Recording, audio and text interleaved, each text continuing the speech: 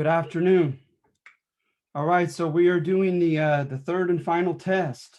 Okay, going over it. So let me make sure I have everyone's name. Jaden, to have you. Let's see here. All right.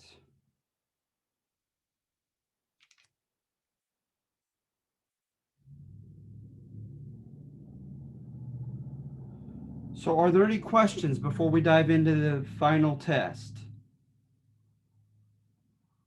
Uh, yes, it's going to be posted under quizzes this afternoon. I've done about 10 of them. I've posted about 10 from my document. So I need to do the last 25. All right. I have another Zoom meeting at 1 o'clock that I have to prepare for. So I just need to give myself a little more time. But sometime this afternoon it'll be posted, and I will be happy to send you an announcement to let you know when that happens. All right. If you guys hadn't noticed, I just recently sent a message, an announcement contending that I had added 4 questions. I wrote down exactly what those 4 were, and I slightly added one more option to number 1, and slightly altered the true/false question, not so much as to change the answer, however, on number 19. All right, let's see here. So with Yes. adding them, so I know you added number 6. So then did you keep the old number 6 and just add Yes. another So the old number question? 6 should be number 7. Okay, Yeah, thank you. that's a good question. No problem. Yeah. So yeah, I didn't take any out. So no, that's a great question. And so hence absolutely. When I did number 6, then previous 6 became 7. When I did 18, previous 18 became 19, etc. I looked on the test and it says that the previous number 6 isn't number 7. No. Okay. I don't understand how that is. That's Because when it's Go ahead. because you added number 6 and a new number 7, both. So number 6 turned into number 8. Aha, that's right. Thank you so much for clarifying that, Caitlin. That's absolutely true. That makes perfect sense. So yeah, adding 6 and 7, absolutely. They move down by 2. Then adding number 18, the ones beyond that move down 3. Adding 26, the ones beyond that move down 4. And adding 34, the last one moved down 5. Okay. Can you go over that again? Sure. Sure. Absolutely. All right, Jaden. So any other questions before I dive right in?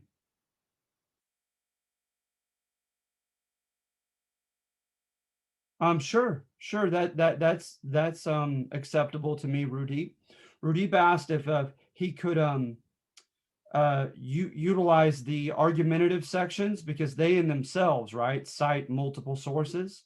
If he could cite them as his source in his extra credit optional assignment.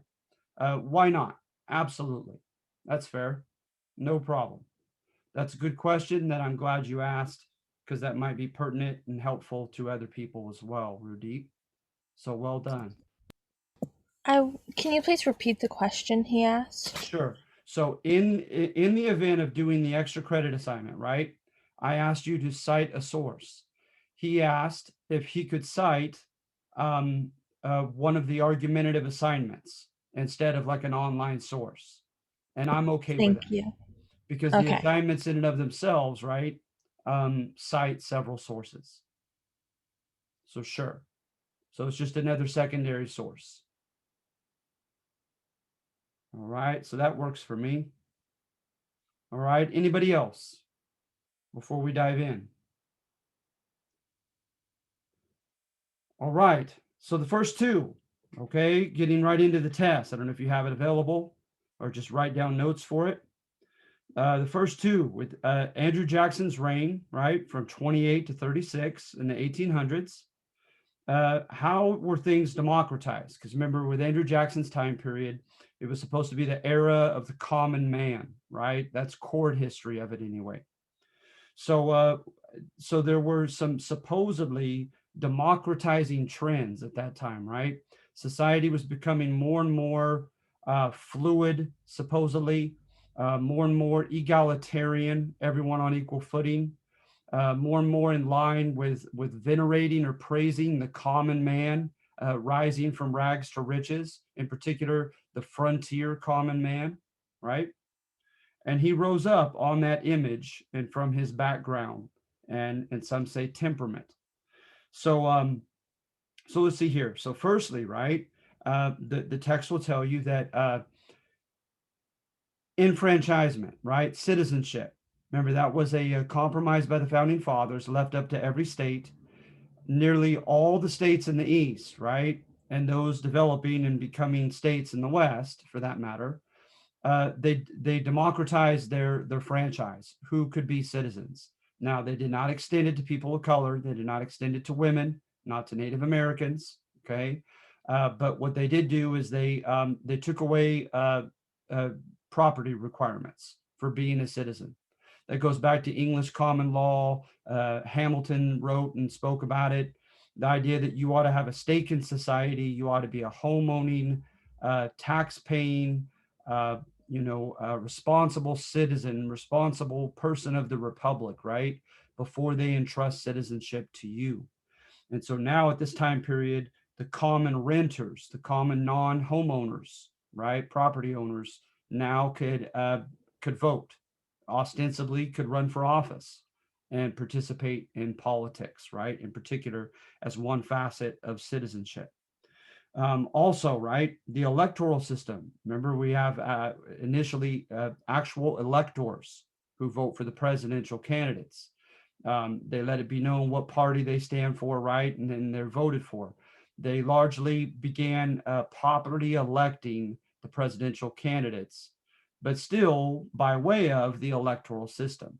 So as we know, we have it to this day, they did not eradicate the electoral system, but Andrew Jackson has quotes and behavior to suggest that he was okay with that he was fine with eradicating the electoral college system, which it didn't go that far, but simply direct election of the electors. All right. And then also in the nomination process, these state legislators in the Senate, the upper houses, right, sometimes not properly elected themselves, they form these caucuses, these committees, and they decided upon nominees, right, for certain offices, candidates. And so now thus evolved the party convention system. And remember, it's supposed to start at the grassroots level.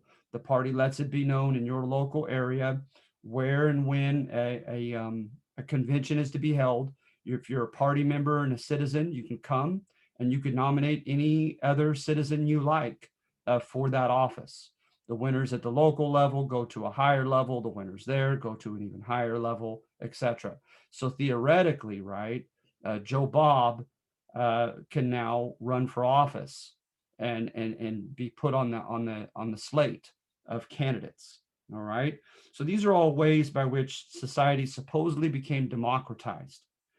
And then also participation in politics. I challenged you to look at the end of Alan Brinkley's textbook, and it shows stats on the percentage of eligible voters going out to vote for the presidential candidates. It's incredible. It practically doubled from like the 40s of percentile up to the high 70s, almost 80% of eligible voters going out and voting on election day. And that doesn't count the parades with the speeches, the question and answer, synods, if you will. They had all kinds of pageantry at this time that made it look, at least, as if the common person was now invested in politics and participating in it. Okay, so keep that in mind for number one. All right.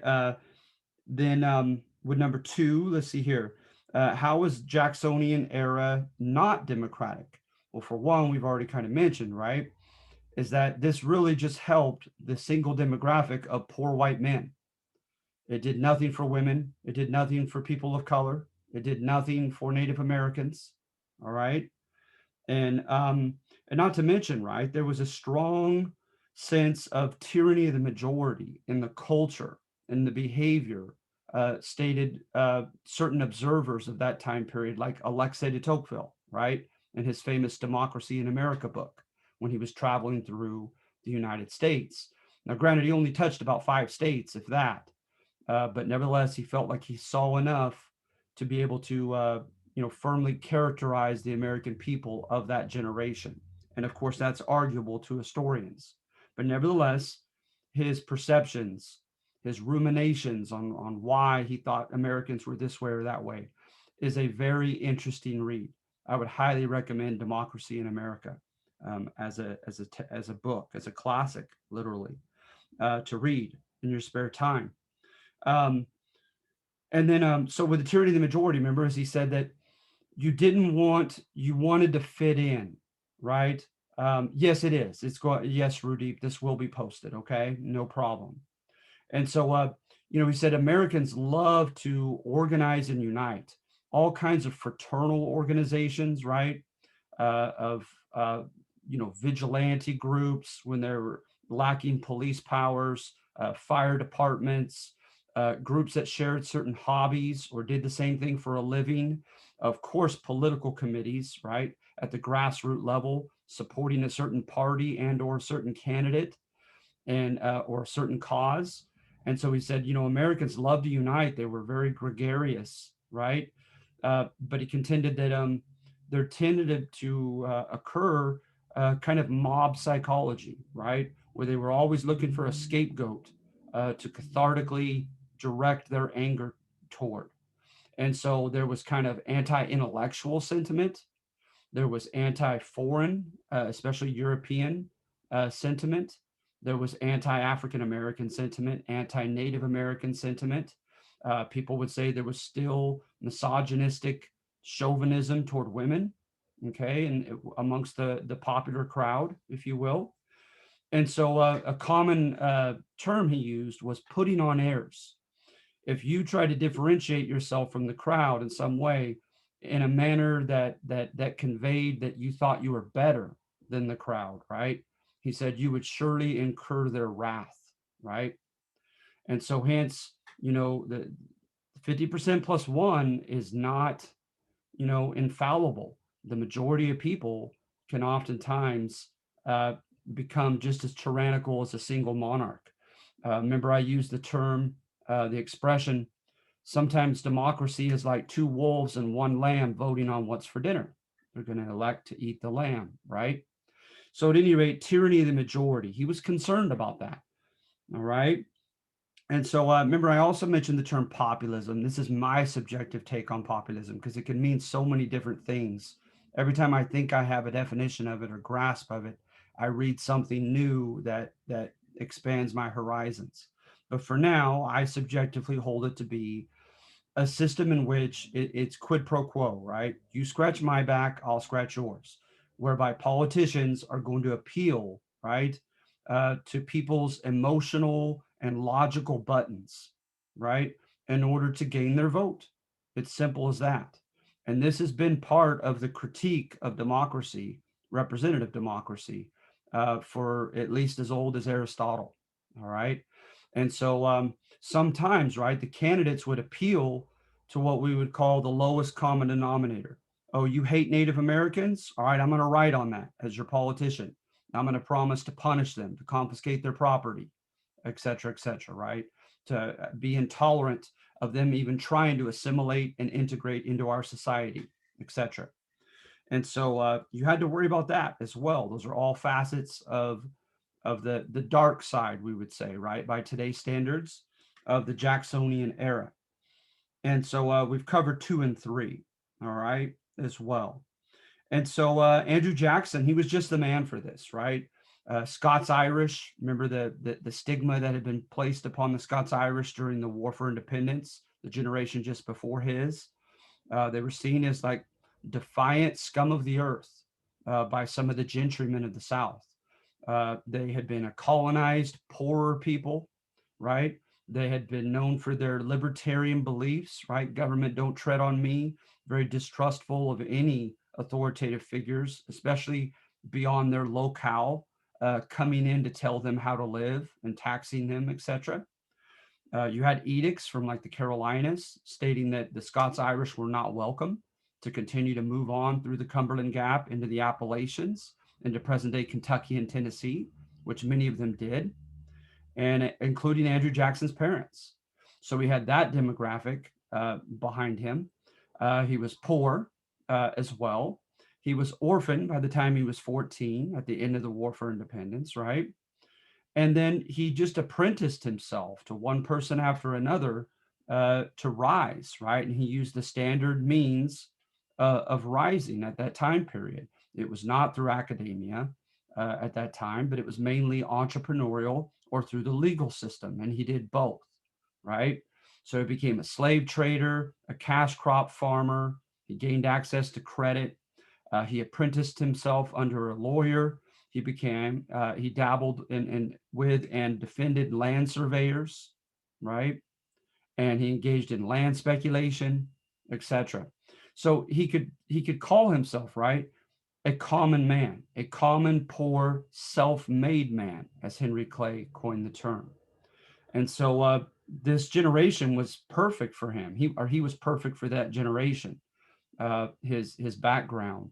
He even had a fiery temperament that was tied stereotypically to the frontier demographic, right? His famous duels, his uncompromising character as the chief executive. Before that, his obstinacy and bellicosity, like the way he would just fight so quickly and on his own unilaterally during the War of 1812 and in the Seminole Wars after that, namely in Mississippi, Alabama, and Florida.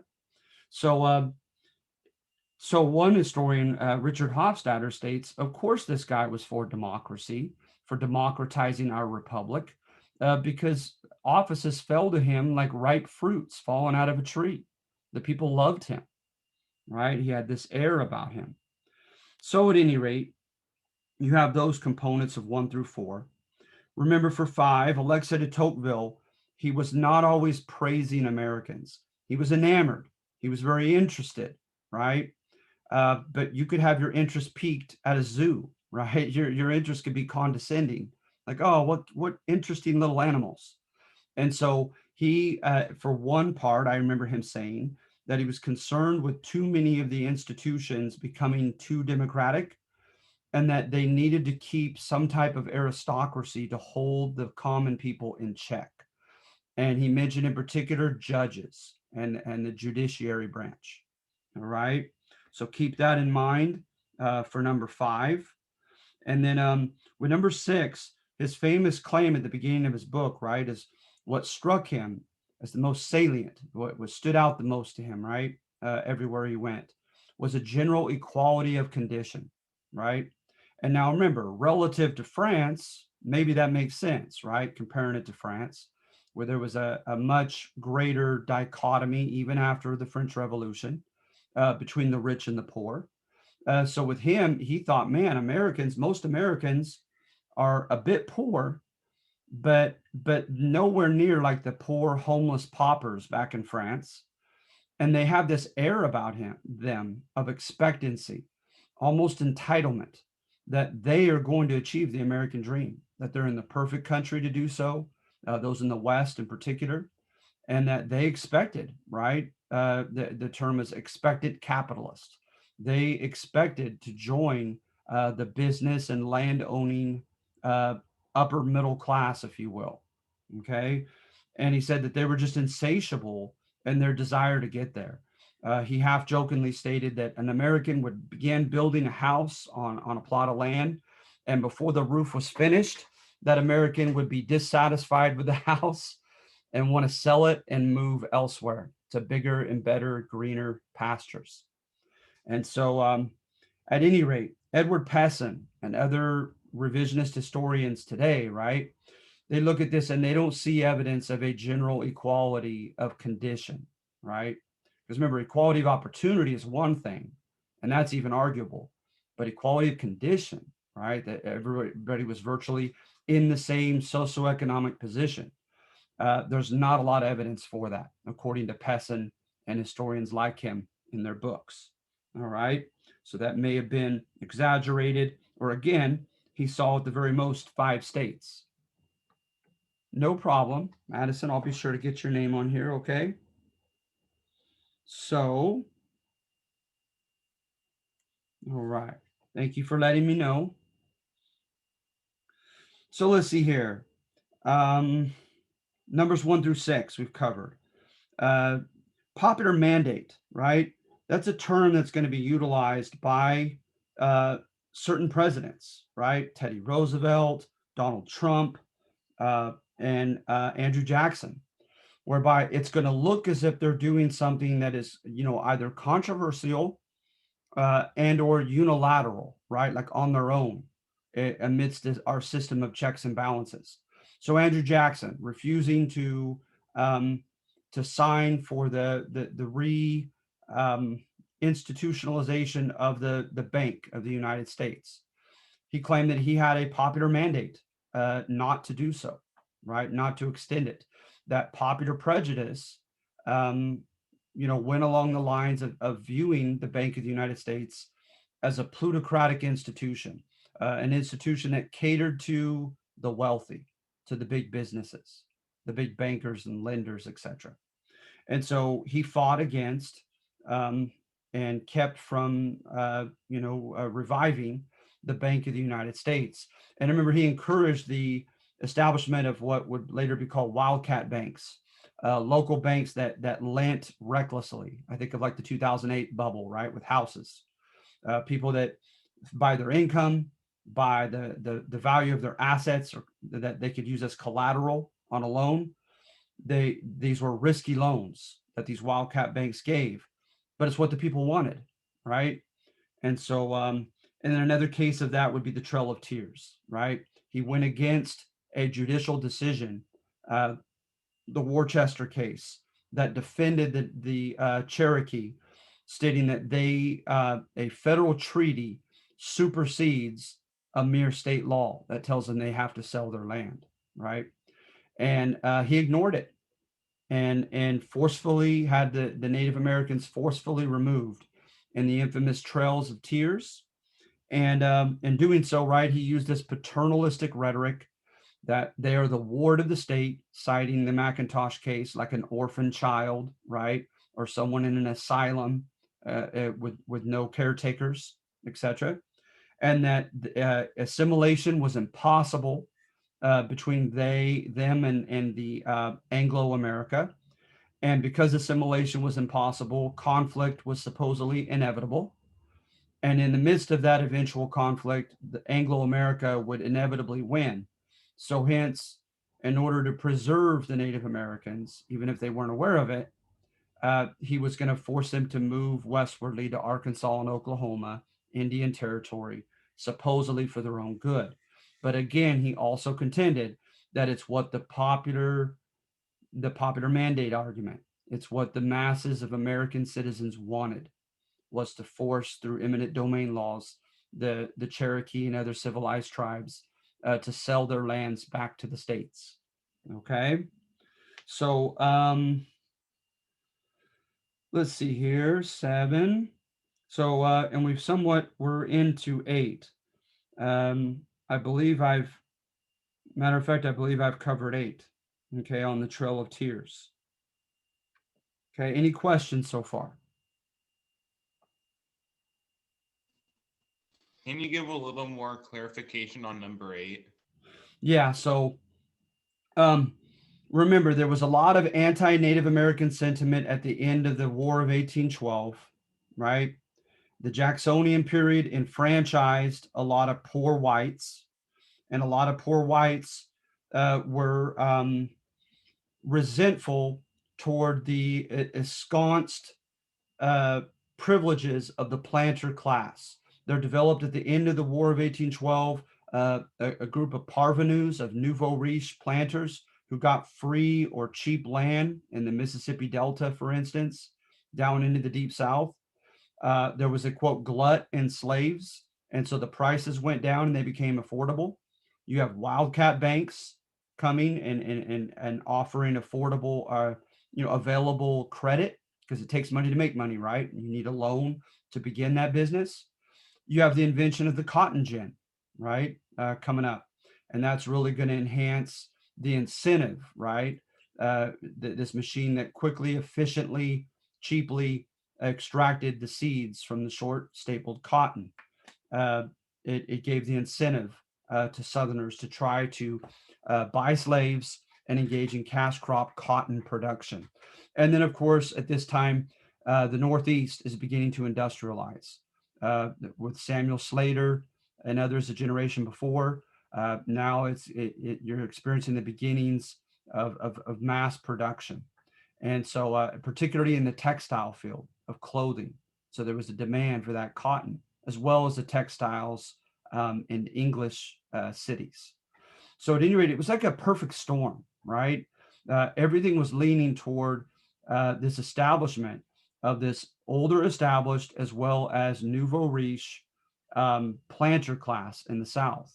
And there began to arise a lot of resentment toward that, right? Remember I mentioned last class, Cassius Clay and some of these other Southern politicians who decried that the planters were tyrants and parasites and oligarchs ruling at the expense of the common white people.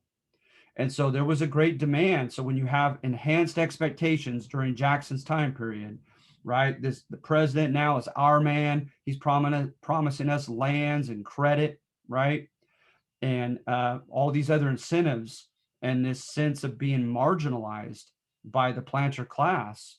It may have inadvertently or directly led to popular demands that the Native Americans sell their lands, right? And how ironic in claiming that they were, unassimilable. Look at books on the Trail of Tears, the Cherokee and Choctaw. They brought in missionaries with public schools for their children. They became Christian. They became cash crop farmers, some even owning slaves. They brought in American textiles and changed the way they dressed oftentimes.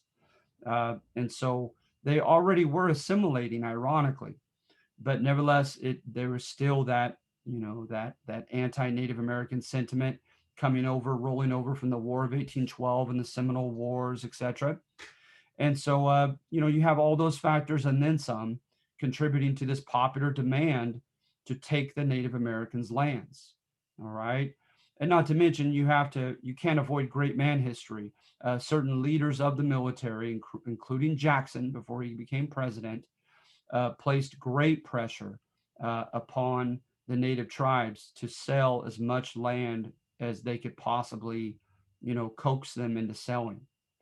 And so eventually, states like the Carolinas and Georgia issued eminent domain laws, like today, right, where they said, okay, we're going to build a hospital or a freeway, something that is good for the general well-being of the state or the country, right, or the region.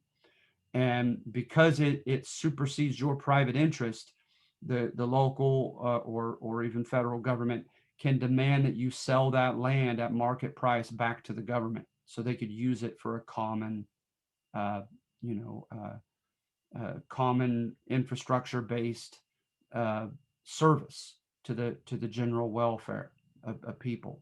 So that's what they did, is they issued these eminent domain laws against the Native American tribes. And a guy named William Wirt, W-I-R-T, represented the Cherokee. It went all the way to the Supreme Court, and he made it about power within the Federalist system, which was pretty shrewd and effective. As he stated, okay, now think about this, Supreme Court. Federal treaties like the Treaty of New Eshota and other treaties granted the Cherokee and other tribes these lands long before these eminent domain laws. These eminent domain laws are in defiance of those federal treaties, which granted that land to the natives. So which is more powerful? Are you saying now in the future a mere state law could abrogate or do away with a federal treaty? And of course, the conservative Supreme Court was not willing to concede that power to the states. So they sided with the Cherokee and stated no, a federal treaty supersedes a mere state law.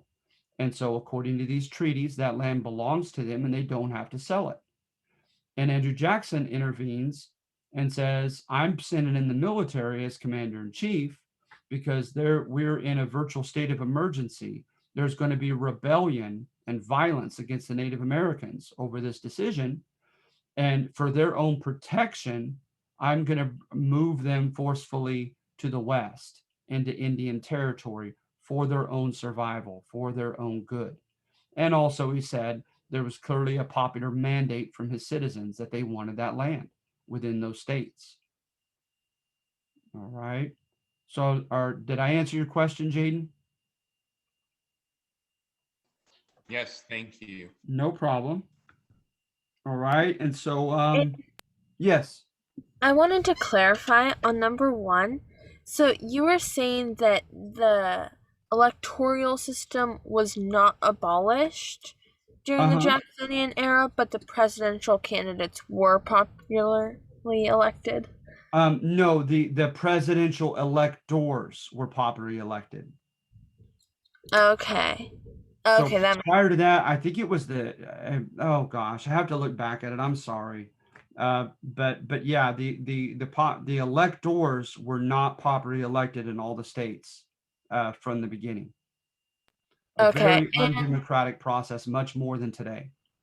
Okay, that makes sense. Thank you for the clarification. No problem. As well as number 7. Uh-huh. So, were you saying that Jackson, as well as other authoritative figures, did use the popular mandate excuse? Yeah, I don't think that's too strong of a word. I think, at least to some historians, that's not too strong of a word. Is that he would act unilaterally against the bank, unilaterally in the Trail of Tears, and say, hey, this is what the people want. I'm just giving them what they want as their elected president, right? Because remember, we have a republic, right? Only the House reps were directly elected by citizens, and citizens were only those who were declared citizens by the states. So our republic began relative to today, very undemocratically. Sure, Thank you. no problem. So remember, with number 2, okay, Claire, um, is you're looking at in ways in which Jackson's era was not democratic. So for one, right, it pertained just to white men, ambitious white self-made men. That's who Hofstadter says um, the administration of the Democratic Party, especially under Jackson, related to, appealed to. Okay. And then also we talked about the fact that the culture and the behavior during this alleged democratic time was very majoritarian in a bad way, right? 50% plus one dictated policy on everything, and they threw their weight around against the numerical minority, right? So they were okay with slavery and segregation for free African Americans, right? So because the majority was okay with it, that's the way it went, right? They had an anti-Northeastern sentiment, anti-business and banker and bourgeois, people of the city sentiment, an anti-intellectual sentiment, right? If you put on airs as being an educated person. And they really, in many ways, they were kind of xenophobic. They were hatefully fearful of any demographics outside their demographic of WASP poor white men, especially Western WASP poor white men, because this was the era of the frontier. Remember the log cabin campaigns where each politician would try to outdo the other in trying to, proclaim how ghetto his origins were? No, I wrestled with grizzly bears. I grew up in a log cabin in Tennessee and fought off Native American attacks, et cetera, et cetera. They tried to outdo one another so as to not look as if they were putting on airs, and they had not ever seen or experienced privilege in their lives, right? They earned every step of their rise. That's the rhetoric. That's what they claim.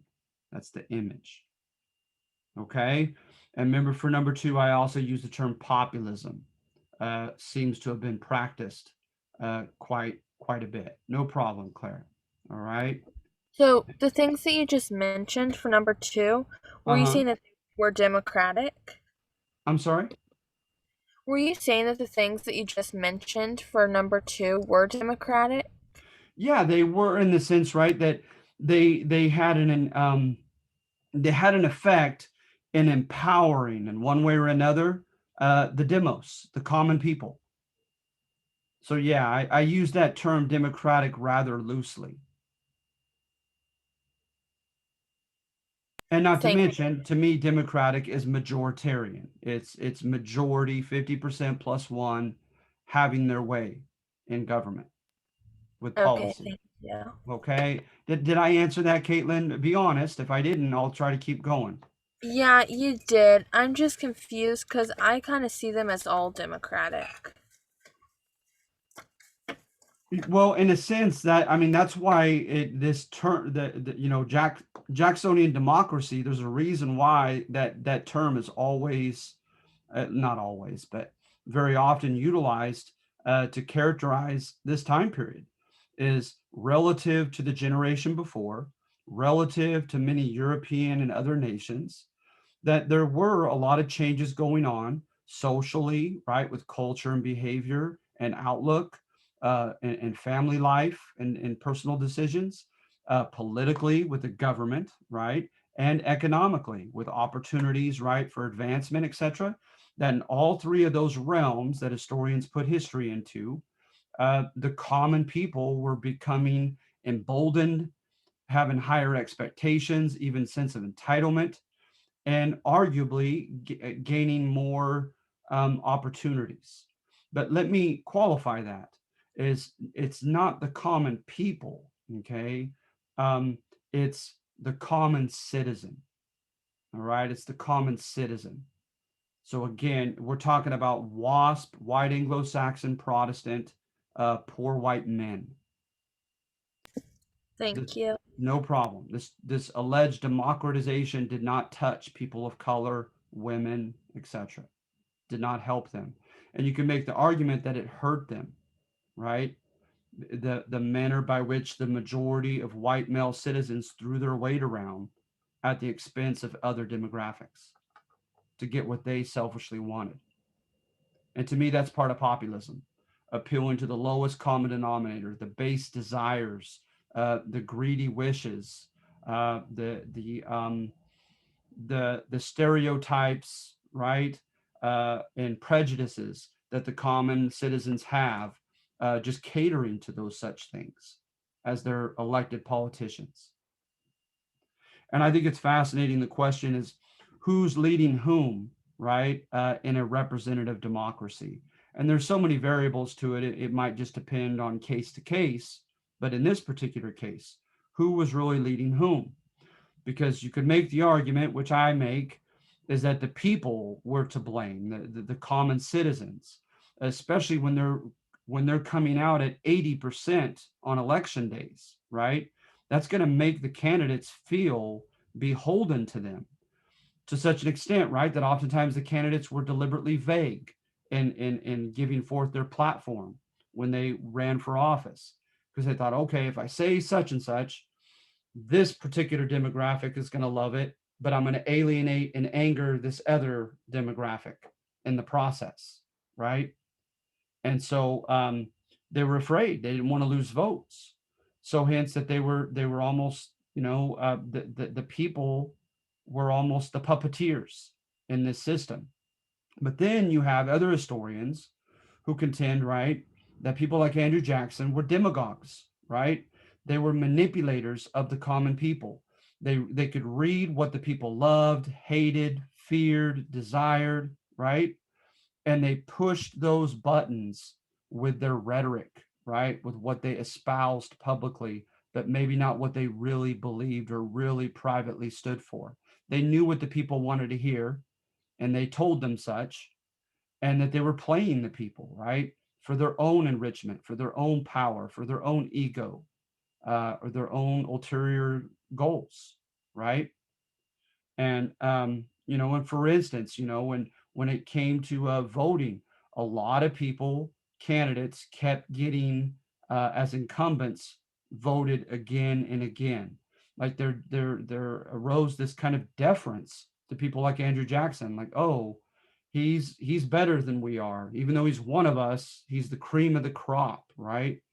And so it goes without saying that we're going to, habitually vote for him into office, right? Um, the questions and answers at the rallies, they were scripted, right? It wasn't just improvisational. Like, okay, anybody out there, whatever question you have, we'll tackle it. No, they didn't want to be held that accountable. So there was a sense of a charade, of a show going on. So I find that topic fascinating when it comes to a representative democracy. All right. So going on to number 9, right, is straight out of the argumentative assignment that there was clear evidence, right, of this kind of cycle whereby the the common people, the press. Remember, we always think of the press now, right, and under today's context. And the press is supposed to be anti-establishment. The press is supposed to be hypercritical, right? Even to the point of being iconoclastic, like looking after whatever society holds sacred and smash it just for its own sake, and to get people to question everything that they believe and they're told by authoritative figures, etc.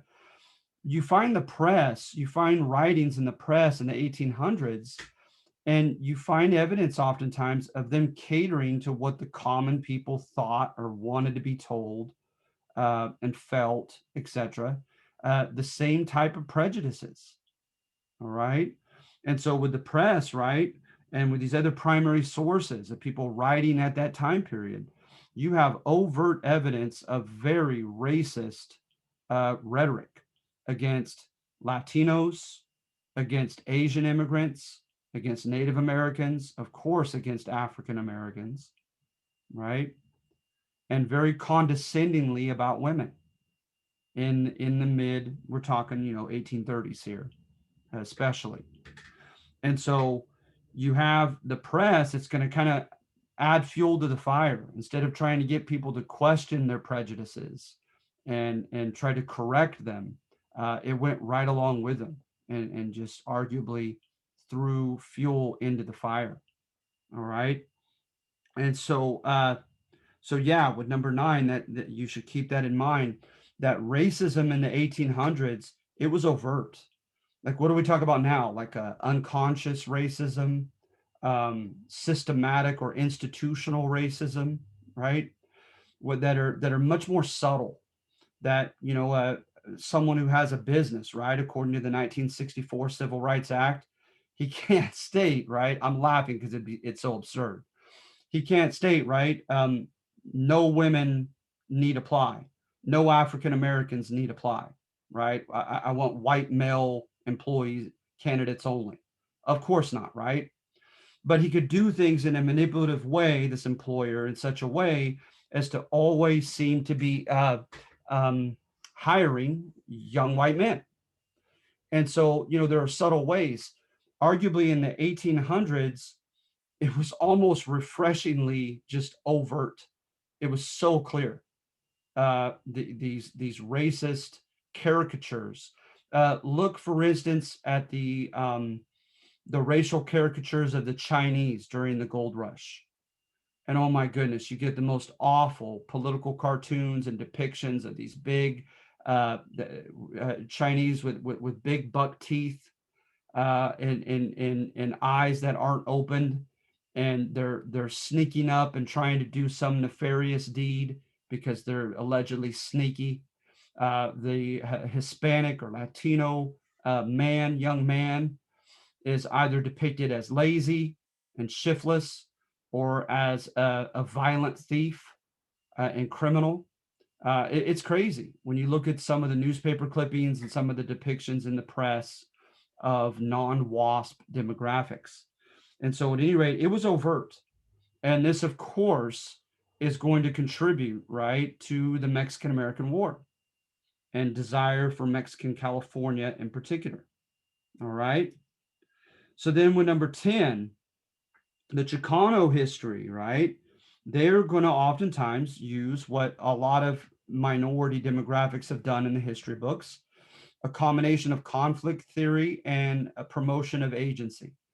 Conflict theory, right, is they're going to show how their demographic was victimized, how there were clear winners and losers, and it depicts the winners, socially, politically, and economically, the winners as the villains, as the bad guys. And it wants you to empathize with the injustices done to the Hispanics, right? But then they don't stop there. Then they look for evidence of agency, saying, well, we still reacted in certain ways that were heroic or that less, romantically, at least helped dictate the way events went, right? And so with Chicano historians, they look at evidence of, like with Texas, right, with Moses and his son Stephen Austin, these just generous concessions given to these Anglo immigrants coming into Mexican Texas, and then a absolute um, ungrateful defiance from the Anglos within 10 years, just not abiding by the simple criteria that was put before them, right? After 3 years, finally start paying taxes, um, learn the Spanish language, become Roman Catholic, abide by Mexican law. Oftentimes they didn't do it according to the primary sources of Stephen Austin himself, who at times contended he needed help because of the defiance in large growing numbers of Anglo settlers coming into the Austin area. And so at any rate, Santa Anna's, his right, his Bases Organicas, or that might have been the later one, or Siete Leyes. Anyway, he had an uber conservative constitution. All right, David Wasserman, his Everyday Life in 19th Century Mexico, is a great book on giving you context of what's going on in Mexico itself and how tumultuous Mexican politics were during the 1800s, right? They went through many leaders and governments. They scrapped multiple constitutions and wrote new ones, etc.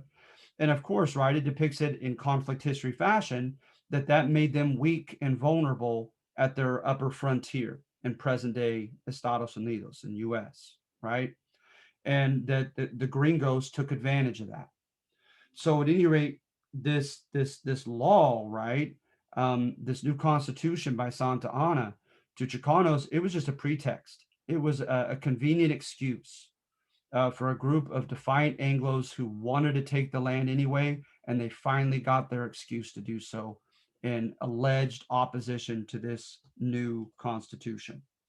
And then, of course, court history, right? Praising Davy Crockett and the guys, William Barrett Travis and James Bowie, um, who died in the Alamo. They're going to contend just the opposite, right? That they were fighting for political representation, local autonomy, which had been threatened or even taken away by Santa Anna's new constitution. Remember, he declared that he could shut down Congress. He declared each state his department, and he wanted to handpick the governors instead of having them elected. And so he did take away a degree of representative government and local autonomy under this new uber conservative constitution. All right. And so, and not to mention the April 6th colonization law. Remember when Mieri Teran came up and he wrote a report that the Americans in Texas were defiant, too large in number, and that it was going to eventually be a problem for Mexico. And so the April 6th colonization law, I believe Bustamante was the president at the time, but two subsequent presidents upheld it, stated that no more gringo immigration into Austin colony, into Mexican Texas, and that those who were illegally bringing in slaves, refusing to pay taxes, etc., could be deported as well. So those are the two reasons, right, for which they officially claimed that they were fighting at the Alamo and later won at San Jacinto and taking Texas from Santa Anna's Mexico from 1836, the summer of that, to 1845, Texas was its own country, its own republic. And remember, Mexico warned us that if we even made any moves to try to annex it as a new American state, that it would be tantamount to a declaration of war. All right. So, and really, we've kind of already done number 3, or number 13, is that there was an unhealthy cycle, and I have this in the argumentative assignment, of stigmatizing groups as the other, right? Like in psychology, when you stigmatize someone as the other, you dehumanize that group. Of course, the ultimate dramatic example is the Holocaust with the Jews and other undesirables, right? And you don't utilize the same golden rule that ostensibly undergirds your ethics, right? Because they're not you, they're not human, they're not the same, and so hence you don't have to treat them as if you'd want to be treated. And so, and then of course, just coveting the land. Polk plays the famous Anglo-American White Devil in the Mexican-American War. He ran for office as a Democratic candidate from Tennessee, Scots-Irish, right, contending that he wanted California and Oregon for the United States, and made no apologies for it.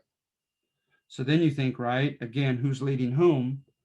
But this guy was elected president, right? But there are many variables as to explain that he was a dark horse, and it was rather unexpected and certainly not overwhelming when he was elected, but he was elected nevertheless.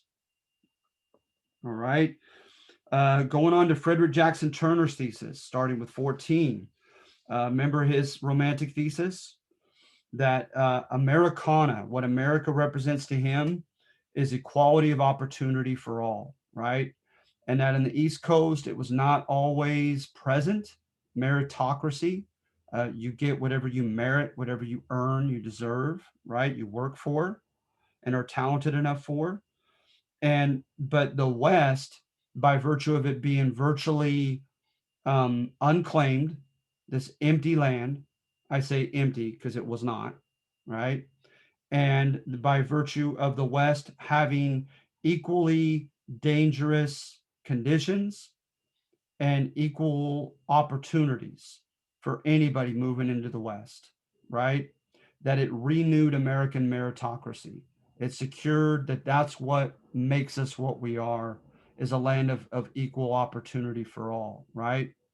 And remember, I mentioned Joseph Campbell and the hero's journey, nothing ventured, nothing gained, that it's more romantic when you realize the American dream, when you could have died several times and you had to go through great trials, etc., right? The hero's journey. And so he romanticizes the dangers of the, quote, Wild West. And evidence for it, you have a short window of time in areas like Gold Rush, California, the Gold Hills, where you did have a state of virtual anarchy. It will be posted, to be honest, it'll be posted as soon as my wife gets home. And then it takes her about an hour, even after this downloads for me at the end of this lecture, it still takes about an hour to post it onto Canvas. And so she should get home about 3 o'clock, and I will ask her to get on it as quickly as possible. All right. No problem. All right. No problem, Rudeep. I understand. It's finals week. All right. Thank you for letting me know. You'll still get your points. So at any rate, yeah, so where are we? Turner's thesis, right? And so hence there is evidence of dangers, right? Cholera and typhoid fever, etc. Accidents in the Platte, Columbia, or Snake Rivers, going through the Mandan, Rocky, or Sierra Nevada mountain ranges, going through the arid Great Plateau, crossing through Crow or Blackfeet or Navajo or Apache territory could and oftentimes was dangerous. There are all kinds of issues and problems that people could face, right? Remember, I used Robert Stewart's famous story as a microcosm of all that can go wrong on the trip. So at any rate, you have evidence for it, but it's convenient selection of facts, right? He's conveniently omitting data to the contrary. All right. And remember also entrepreneurial opportunities, like with the Mormons and so forth, right? They ferried people across the dangerous rivers and charged them for doing such. People going home charged people to bring their mail with them and bring them back to their loved ones, letters, right? People mine the miners, right? Levi Strauss, the Chinese, as a collective demographic. They found goods, services, demand amongst the miners for certain goods and services, and they gave it to them at sometimes extortionately high prices, and made a killing off the miners without mining themselves. You look at the Alta California and other Spanish-speaking newspapers in 1848 when the gold rush began on January 24th, and you find you find evidence in these newspapers of people without any background, without any capital or money to begin with, without any expensive machinery, just getting this placer or superficial level gold out of the riverbeds easily and enriching themselves greatly doing it. All right. But then the problem goes, what happens when the superficial level gold has already been extracted? Now you got to get hundreds of feet deep into the veins of the caves and the mountainsides, right? And you're not going to be able to do that with a pickaxe. So now, right, it takes money. You need the hydraulic drill. You need the pneumatic drill. What happens when you try to engage in, you squat on land in the West, you try to engage in a cash crop farm of some sort, but you don't have the connections to the railroad to get it to a good market, but the big corporate guys do. And they not only have such connections, but they could buy much more land than you. They buy the famous mechanical reaper, thresher, combine, right? And they outproduce you and they pull a Walmart on you by economies of scale. They put a lower price on their wheat and undersell you at the market, right? And so hence the Marxist type argument, right? That the wealthy have an unfair advantage over those who aren't wealthy is largely, thrown to the side conveniently by Frederick Jackson Turner, because that flies in the face of his thesis of equality of opportunity in the West. People have demonstrated evidence, like a guy named Karl Metz, that the West was not as violent and dangerous as is depicted in Hollywood and in popular novels, etc. That has been challenged. The whole idea, he almost supposedly adheres to environmental determinism, that a frontier, a rugged frontier, is going to develop an egalitarian society. It's going to put everyone on equal footing because they're all going to go down to the basic of Maslow's hierarchy of needs. They're going to be worried about food, survival, refuge, commonly together, the rich as well as the poor, and the important on the East Coast as well as the obscure. And so it's supposedly putting people on equal footing, right? But people contend, okay, well, look at the establishment of frontier, colonization in South America, in Siberia, etc. Did it produce an egalitarian society? No. So, the theory undergirding it has been challenged as well. And then, of course, it also conveniently lays aside the idea of racial discrimination. Foreign miners taxes placed upon Hispanic and Asian immigrants and Hispanic and Asian or Hispanic Americans, right? By virtue of the Treaty of Guadalupe Hidalgo, they were to be granted American citizenship, in particular the rights to retain their property. But there was so much racism, right, directed toward them, not only de facto, just in person, in reality, but de jure, by law as well. California quickly began establishing discriminatory laws. They would later pass laws against the Japanese immigrants and Japanese Americans as well in the 19 teens. So at any rate, right, those all fly in the face against Frederick Jackson Turner's thesis, right? That the wild, dangerous, but yet open conditions of the West renewed American equality of opportunity, or American meritocracy, right, for everyone. That's some of the data that I just covered that flies against it. that challenges that data. All right. So I feel as if we've done 14 and 15. So let's see here, 16 as well. Yeah, I'm literally looking at each option on 16, and I've mentioned all four of them. Okay, and so and then also 17. So superior capital, racial discrimination. 17 is pretty easy. And then let's see here. Chicano, yes, Before you go on, I have a question. yes. So on number 9, I thought it was false at first, but then when you went into this, I got confused. So I'm not really sure whether it's true or false or why. Number 9 is stating, right, that racism was not overt, right? That it was more like today's racism, right? The institutional, unconscious. And remember, I made the argument that that was not the case. That the racism found in the primary source quotes, etc., as well as in the behavior that's been documented, was absolutely overt, almost refreshingly, so that you don't have to do a lot of inference. It's pretty easy to spot and criticize. So hence, in that case, right, if that would be the case, then number 9 would be false. Okay, thank you. Mm-hmm. All right, and so moving on to 18 and 19, right, or 18 is, remember, Chicano history. It looks at evidence of Hispanics being victimized. Remember, we use the term proletarianization used by Eber and De Leon in their book, Hispanics in the West.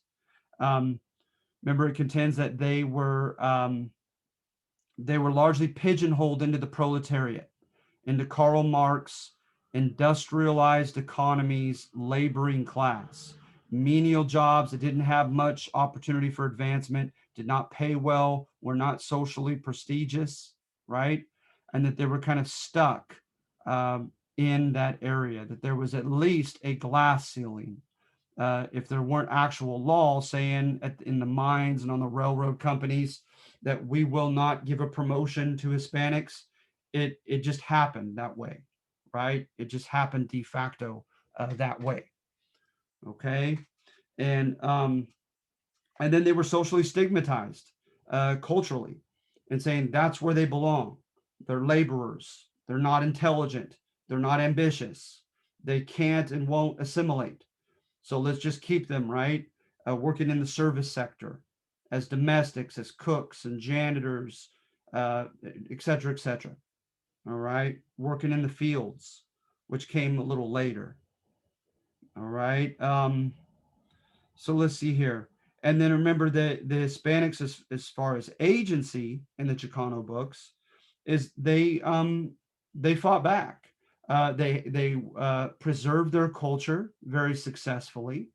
They fought within the system as entrepreneurs in New Mexico, San Antonio, Texas, Los Angeles, Tucson, Arizona. You have well-respected middle-class Hispanic communities who did well for themselves. Some, right, ran for office and even developed political parties, right, like the Gorras Blancas and other groups. Later on, Mayo and La Raza Unida, right? Then you have some fought outside the system, known as social banditry, right? Or social deviance, like with Joaquin Murrieta. Okay, that's okay, Madison. All right. And so now moving on to 19. All right. So tied to American court history is, remember, the idea that there was an unusually idealistic generation that arose, right? And this unusually idealistic generation, they wanted to change the world. They wanted to confront slavery. They wanted to force discourse on that topic. They were not okay with it being the elephant in the room that you don't touch, right? They took it on morally as an immoral, unethical institution. Um, and they arguably, first, they demonstrated evidence. Historians try to demonstrate evidence in court history of them indeed being, um, anomalously out of the ordinary, idealistic, wanting to improve and change the world, right? So we talked about romanticism coming over the seas with the transcendental movement. Don't trust your authoritative figures. Don't lean on traditions, right? But rely upon your own experiences and how you get to truth, right? Epistemology. Um, the um, the idea that gosh, what else? These other utopian movements trying to perfect people, perfect society. There was a heady optimism undergirding a lot of this antebellum foment, if you will, where they wanted to almost perfect human beings and society, right? So they fought against crime and poverty in the cities. They fought to assimilate certain groups, right, with missionary activities, etc. They fought for prison reform, for educational attainment and reform, for a public school system, for instance. They fought against alcohol. They fought to keep the Sabbath. They fought against prostitution. And of course, they fought against slavery. All right. So they were against conformity. They were worried about the dysfunctional effects of the changes in antebellum America. Economic and demographic changes were at hand. People at the same time, not the same people, obviously, were moving in large numbers into the cities and moving in large numbers from the cities into the West and the frontier peripheral areas. And so there was a sense of great change, great flux going on. And so we borrow from psychology and sociology and anthropology and contend that was a reaction, these antebellum reform movements and utopian movements, etc., to the changes that generation was experiencing. All right. And so yeah, all right. So moving on. So court history, right, contends that it was a romantic crusade to end slavery. It had begun by way of a courageously idealistic generation of reformers. They forced discourse onto the South and the South's representatives in government. And also there were polarizing events that happened in the 1850s that by their very nature almost forced Americans to take a side, right? And some of those polarizing events we're talking about are the fugitive slave law of the Compromise of 1850. Northern states fought against that. Now slavery is coming home and touching them personally as these kidnapping clubs and slave patrols are coming into New York City and other areas, snatching African Americans, some of whom had never been slaves, and sending them back down into the South. You had, of course, the Underground Railroad and Nat Turner's rebellion. And so fear and John Brown's raids, fear of fomenting a rebellion or at least absconding, of running away of the slaves amongst the South. You have the caning of Charles Sumner. You have the Dred Scott case, right? And remember, the Dred Scott case contended that the federal government was obligated by way of the Fifth Amendment to protect the property, including the chattel property of slaves, of all its citizens as they moved into the Western territories. All right. So then with revisionist history, oh, and then court history contends that Abraham Lincoln came around. So he fought against the rationale used to defend slavery. You need to remember that. Remember, he said, if A may enslave B, why can't B enslave A? Oh, you say it's because of the color of the skin. Well, take care. You shall become the slave of the first person you meet with fairer skin than your own, etc. His House divided speech. We have to make a side for or against slavery, particularly in the Western territories, right? We're going to become one or the other. His Lincoln Douglas debates, contending that he alone would unilaterally declare slavery prohibited in all the new Western territories because he believed constitutionally there were precedents to that, like the Northwest ordinances that banned the Ohio Valley from having slaves, right, under Thomas Jefferson. So he contended that there was a constitutional loophole for Congress before these new Western territories could become states to deprive them of the right to have slaves. All right. He also supported the 13th Amendment, right? And then remember, when he gave his concession to Kentucky, to the border states, if you fight with me, you can keep your slaves. And his famous chess analogy to Seward, right? And his cabinet, he contended that he was making his chess moves, right? He was triaging. First, he had to appear to be more moderate than he really was in order to be elected and reelected. Secondly, he had to enlist the help of the border states and win the war, or else all was a moot point. If he lost the war, the South would secede, leave the country, right? The 11 states of the Confederacy.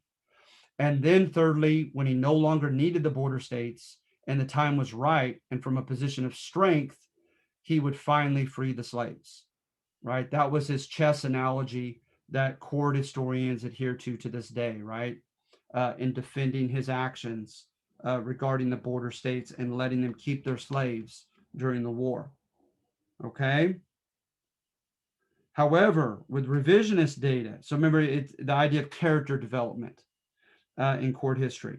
Revisionists contend, though, right? He has an awful quote against the social and political equality of Black and white Americans. An awful quote that you could find in Howard Zinn's book, or you could even Google it. He only stood for the being against the expansion of slavery into the West prior to the Civil War, and promised all the way through his first inaugural speech that he would leave slavery alone in the states where it had already been established under state law. So hence he was seen as a lukewarm moderate by a lot of abolitionists like Wendell Phillips and Benjamin Wade and George Julian. All right. Let's see here. Please go over. Go ahead. Can you please go ahead again? Say that again, Jaden. I'm sorry. Can you please go over 26 again? Yeah, so we're 26, right? Against the court image. So his chess move, that's in line, if you adhere to it, with court history, right? His opposition to slavery in the Western territories, even though that seems lukewarm, right? It still was a stand that he paid dearly for. Okay. Option C or D. He supported the 13th Amendment. Yes. But his quote against political and social equality between the Black and white races, that certainly would not be used by court historians, right? Because that makes them look awful.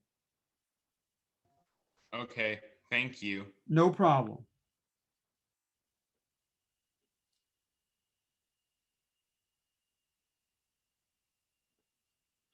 So remember, revisionist history contends that this was largely a faction dispute, that both the bourgeois North and the planter-based South, their reps in Congress, wanted to make, right, a twin or a mini-me of the West, make it in their own image.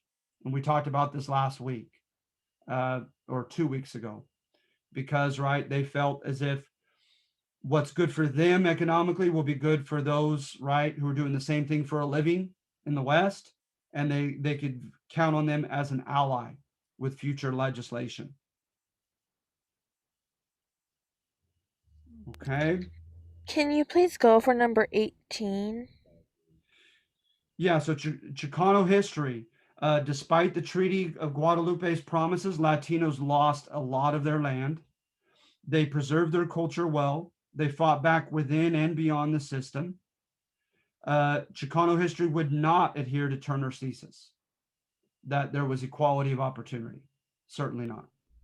Okay, thank you. Uh-huh. All right, and so yeah, 27, 26. And then number 23, radical Republicans, right? Is remember that they were uncompromising, hence the term radical. They did not concern themselves as much as other Republicans with constitutional issues about slavery. They arguably, a couple of weeks ago in the assignment on the alleged causes of the Civil War, stepped up their tactics. Remember, they tried to get the South to stop voting with and for their planter representatives, kind of divide the South between the poor whites and the planters. They refused to compromise. And they also wanted the South to be punished at the end of the war, these radical Republicans. And some of them were for actual political, economic, and social equality, which for that time period was amazing. So they sure as heck were not conciliatory or moderate. And were not more concerned with unity than they were with principles. Okay? So hence 28 you should be able to do.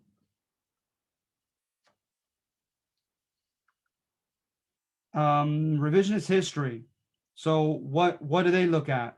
They look at the faction thesis, as I had already mentioned. They look at racial discrimination in the North as well as in the South, right? And contesting that this was a righteous crusade by way of the North. And they also contend, right, evidence that slavery, that ending slavery was not high on the priority list of Congress or President Lincoln during the war, right? And also they even go so far with revisionist history, like Howard Zinn, to contend that emancipation finally happened when it became helpful, right? When it became expedient, beneficial, to divide and conquer the South and utilize black men as soldiers to help win the war. And also to give a sense of purpose and a cause when casualties mounted so high to such a high number.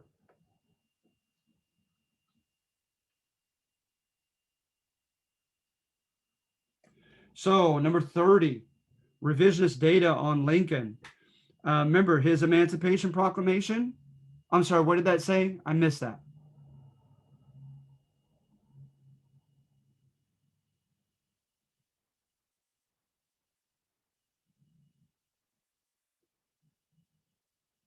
I don't know if you have a copy and paste button, but whoever just did that, I didn't even catch the name. I just saw, can you show or can you go over?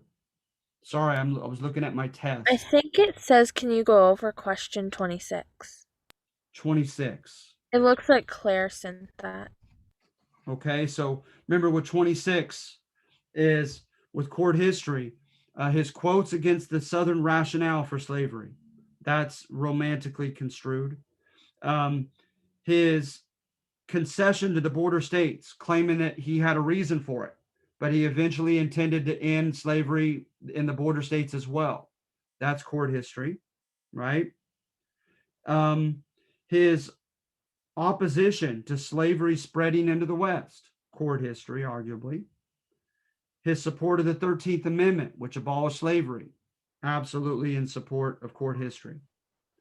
His quote on the political and social equality between the two races, saying that by no means does he support that, that would be revisionist. Court historians would not include that in their narrative. Okay, I have a question. Uh-huh. So could you review question 27? See here. So polarizing events, all right, the fugitive slave law and the violence that emanated from that. The popular sovereignty, trying to allow the Western reps to decide on slavery or not in the new territories that were trying to become states. Those all brought about a lot of polarized sentiment and even violence and division, for sure, right? The Underground Railroad and slave insurrections had a very polarizing effect. The Supreme Court, right, to secure the enslavement and disenfranchisement of black men, that virtually is referring to the Dred Scott case, absolutely would constitute another example of a polarizing event. And that just kind of scratches the surface of how polarizing the 1850s were. All right. Okay. Thank you. No problem. So with 30, right, Lincoln did declare only the slaves of rebels freed in his Emancipation Proclamation, not all slaves, not to the 13th Amendment. His quote against the social and political equality of black and white Americans, absolutely revisionist. The fact that he took so long to attack and end slavery, absolutely revisionist. He did, however, put radical Republicans in his cabinet, namely William Seward. All right. So then, question 30. When it says revisionist date on Abraham Lincoln, includes all except. So would we look for the one that does not support him being a revisionist? That's right. You would look Okay. for the one that revisionist historians would not put in there. So either the one you're looking for is ironically the wrong answer, right? That doesn't square with revisionist history. So it could be one of two things. It could either be court data that praises him and makes him look great, or it could be data that is not historically correct. All Thank right. you. Uh-huh. Yeah. So numbers 31 through 34, I expect you to get out of the textbook, okay?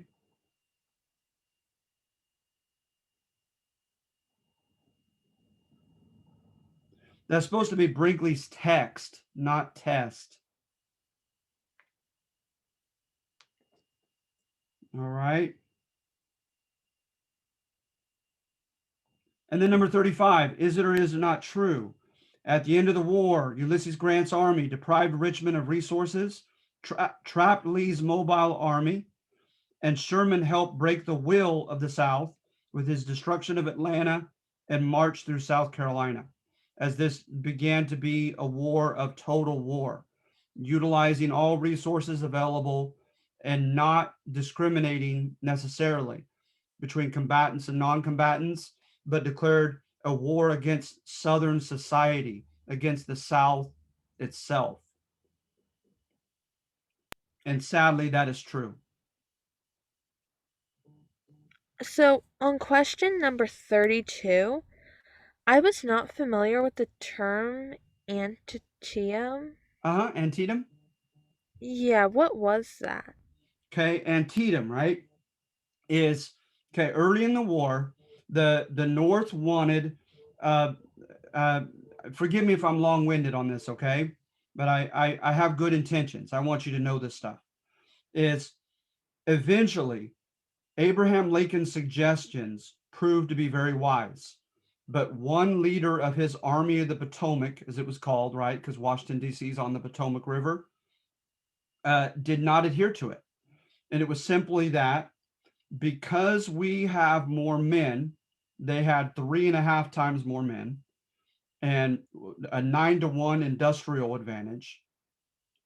So he said, let's take advantage of our resource advantage, and let's fight them in as many places simultaneously as possible to stretch thin their army and their resources. Because what Robert E. Lee did so well, especially when he had cavalrymen who were so quick with the horses and so intelligent, like Stonewall Jackson and Jeb Stuart, is they would anticipate where an attack was going to be, and they would marshal all the resources they had for that one area of attack.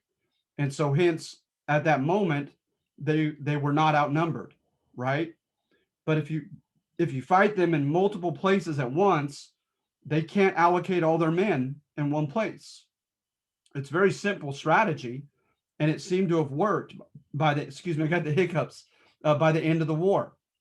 Okay. And so at first they said, well, what we're going to do is we're going to take their capital, which was Richmond, Virginia.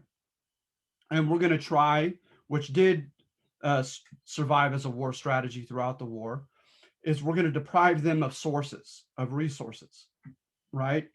So they felt they could do both by attacking Richmond by way of Manassas, which was the name of the river, or the name of the railroad junction, because it had railroads that went throughout the South, right?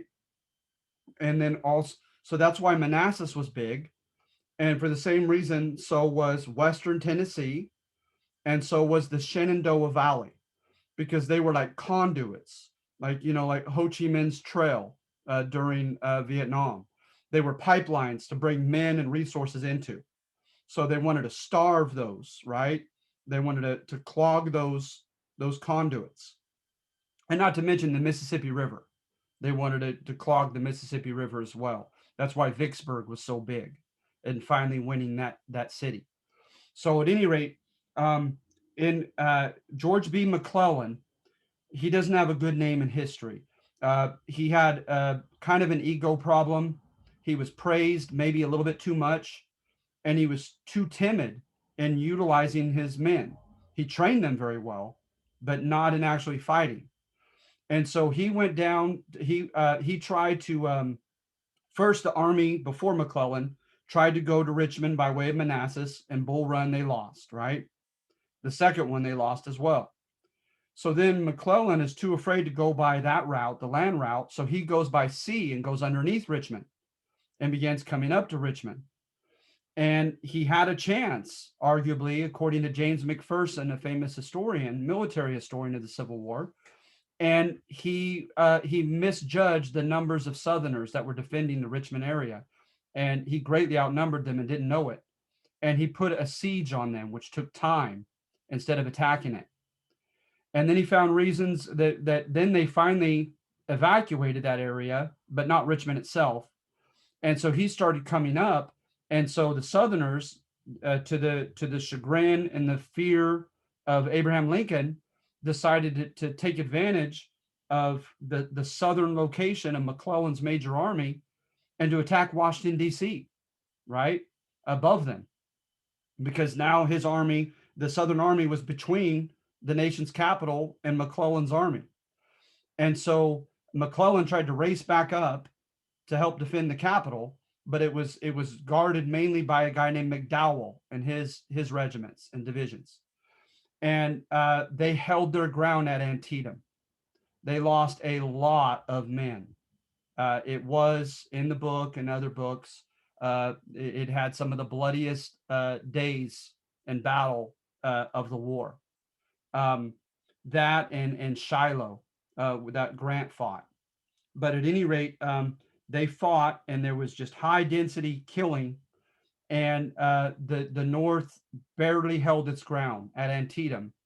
And then there was a guy named Jubal Early who had a chance to go north of Antietam and attack the capital. And to this day, historians say that was a missed opportunity for the South. For various reasons, he refused to attack. So Antietam, when they held their ground, right, and the Southerners retreated, it was interpreted as a victory, because Washington, D.C. had not been attacked and the South had retreated. And so that at that point, at the end of Antietam, that was the supposed victory that Lincoln needed, because he did not want to issue his Emancipation Proclamation from a position of weakness, a perceived weakness, because then it would be seen as just an act of desperation. And so he issued the Emancipation Proclamation shortly after Antietam. Thank you. You're welcome. All right. Anyone else?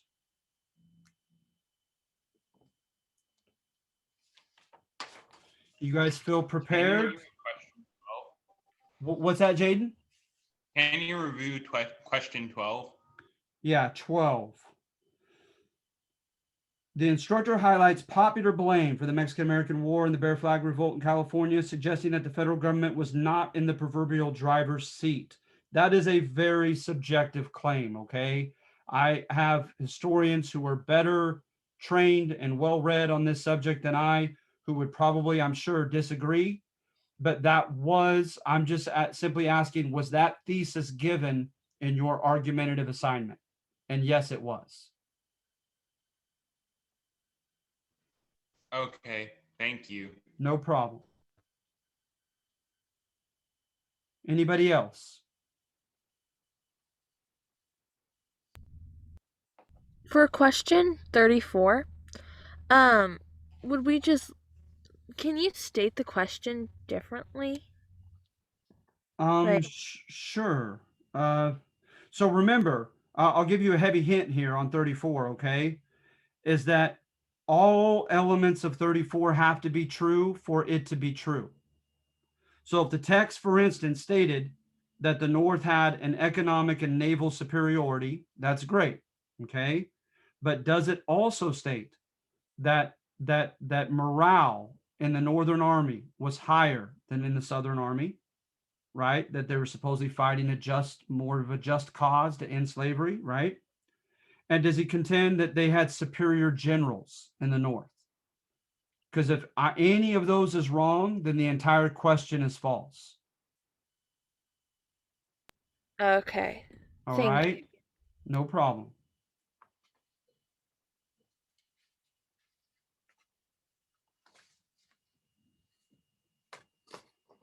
So take your time on this, okay? I'll have this video posted this afternoon. And like I said, I've done about the first 10. It's just very tedious. I have to copy and paste the question, then option A, then option B, then option C. I could almost do it at a quicker rate or the same rate, just writing the darn test out again. And so I believe I've done about the first 10, and I need to obviously finish the last 25, posting it under quizzes. I'll send you guys an announcement when it's posted, okay? And remember, you have the extra credit assignment. If it's something that's already been graded, if it's anything before antebellum westward expansion, and you didn't do it initially, and you're doing it for partial credit, send me a Canvas message to notify me, so I know to go back to that assignment that I've considered done or graded, and look for your late assignment. Okay. And remember, I like to think that I'm lenient to the point of being a bit of a pushover. This being a college class, test 2 and test 3, they constitute only 2 assignments that are worth 50 points amongst what, at least 16. But for that reason, test 2 and 3, you only get 1 submission. Okay, so be very deliberate in your submitted choices. I have a question. Yes. So can you go over question 1 again? So number 1, what was not emblematic of democratization during Jackson's era? So firstly, the states, by and large, with almost without exception, broadened the franchise as far as who could be considered a citizen. The electoral system was held in check, right? Nevertheless, electors were directly elected. The convention system for nominating candidates was democratized from the caucus system to the party conventions. And there was an increase in popular participation in government.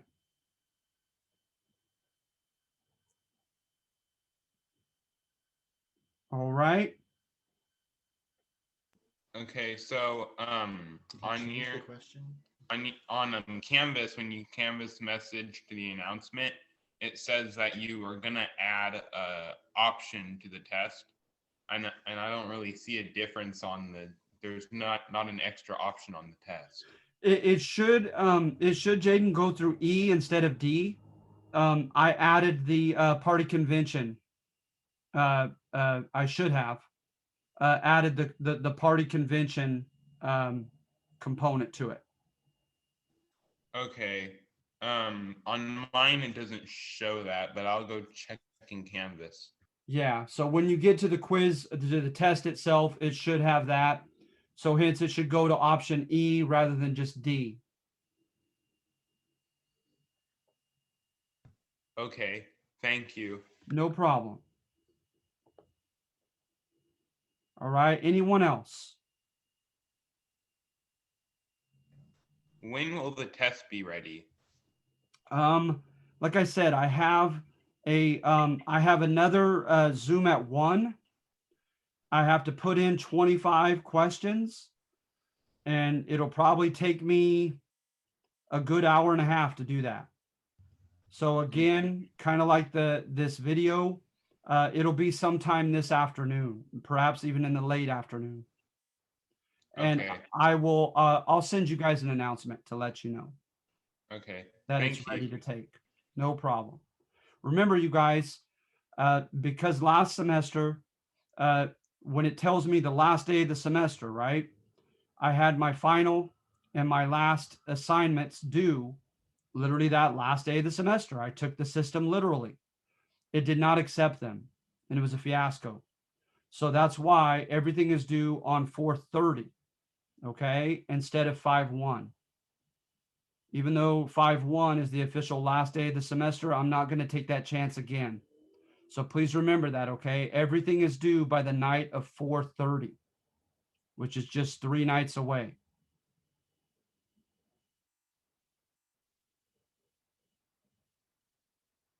All right, you guys, if there aren't any other questions, I'm going to go ahead and let you go, okay? If you guys have any, you're welcome, Claire. If you have any questions, comments, anything, Canvas message me, okay? I hope, that you're very welcome, Caitlin. I hope you guys learned something this semester in my class. I hope that you were able to, kind of sharpen your critical thinking skills by way of the argumentative assignments. That was at least the intention. And I'm honored to have had you. I wish I could have met you in person. Thank you, Tejas. That's no problem at all, Ineka. All right. So Ineka wants to ask me a question solo. So I'll go ahead and say goodbye to the rest of you, okay? Okay. I hope I get to meet you one day. You guys, good luck in everything, okay? In your future endeavors. And I don't mean that generically. Thank you. You're welcome. Thank you, Jaden. It's been a pleasure, man. Okay, it's not like extremely personal. I just wanted to let you know. So like, I think it was last week or maybe even 2 weeks ago, I ended up turning in like a majority of the assignments that were due. Right. And so I didn't know if you had seen those, but what I was going to do is I was just going to wait. I'm kind of finishing up tonight because I've had some finals between this week and last week. And when I got your announcement, I was like, okay, perfect. That kind of gives me a little bit of a break so I don't have to cram everything into one day. So I was just going to send you personally everything at the very end, just so you have exactly what I've done that missing. I mean, I have a lot of teachers who have said that because, like I said, you weren't the only class that had some of these issues not turning in through my Canvas or my internet or whatever it was. And so they all wanted me to do that as well. So I figured I would just do it for you too, if that's okay. Of course. And I'm submitting them because you still have them open, but also so you can access them. I'll just email them to you when I'm completely done. Hopefully by tonight or tomorrow morning. I have some finals in a minute, so. You got it. Okay, perfect. Thank you so much. I just wanted to clarify with you. No, I'm glad you did. Nika, okay, have you. a good day. You as well. All right.